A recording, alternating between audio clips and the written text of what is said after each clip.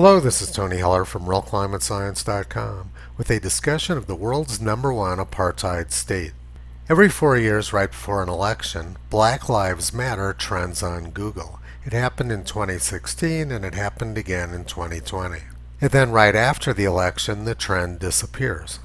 In order to emphasize the point, the New York mayor painted a Black Lives Matter mural outside of Trump Tower. And the powers that be in New York made it clear that they believed requiring voter ID was racist. The theory behind this was that they believed that people with darker skin had difficulty following the procedures needed to obtain an ID. Their belief is incredibly racist, but it seems to be an essential part of the Democratic Party platform. A few months ago, as far as the Democrats were concerned, requiring ID was a racist policy. But the election's over and things have changed in New York City. Now you need an ID in New York City to go to a restaurant or do almost anything else in public. If you don't have that New York ID, even if you're the Brazilian president, you can't eat at a New York City restaurant. And you can't obtain that ID without allowing Big Pharma to inject you. According to the New York Times, only 28% of black New Yorkers aged 18 to 44 years are fully vaccinated. There's a little more than 2 million black people in New York City. Nearly 1.5 million of them are not vaccinated, which means they can't obtain a vaccine ID.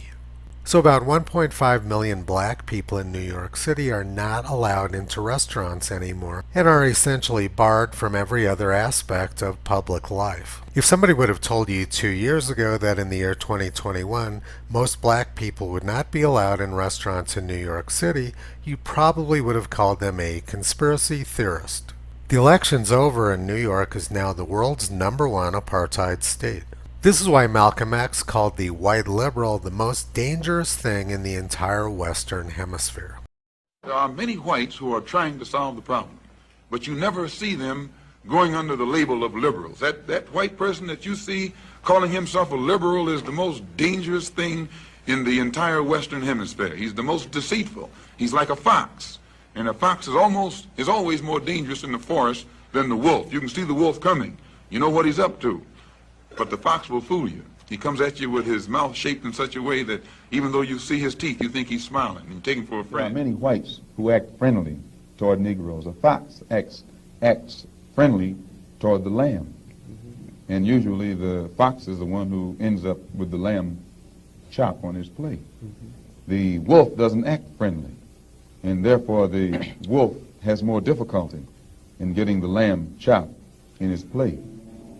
I'd like to point out, though, that... I say that because it is usually if you study the structure of the Negro community, economically, politically, civically, psychologically, and otherwise, it's controlled by the white liberal, who usually poses as the friend of the Negro. On the other hand, I think one could point to a large number of whites who have struggled for civil rights, for equality, and have got little or nothing out of it. Other than quite a few bruises. Give me an example. Well, the large number of white students who have gone into the South, for example, working for SNCC and other organizations. Not working for SNCC or other organizations, but working for the white political machines who benefit by the voting efforts of Negroes. Okay. Today, you could point to a large number of Negro leaders who have consistently betrayed Negroes in a whole host of areas. They aren't really Negro leaders. These are puppets that have been put in front of the Negro community by white liberals. These are parrots that have been put in front of the Negro community by white liberals. You can't name me a Negro leader who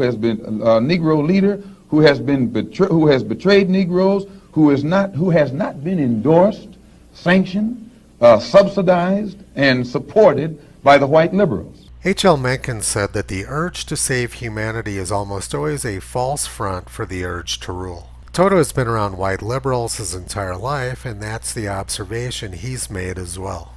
You can find Toto, Kyrie, and Caesar on the web at realclimatescience.com.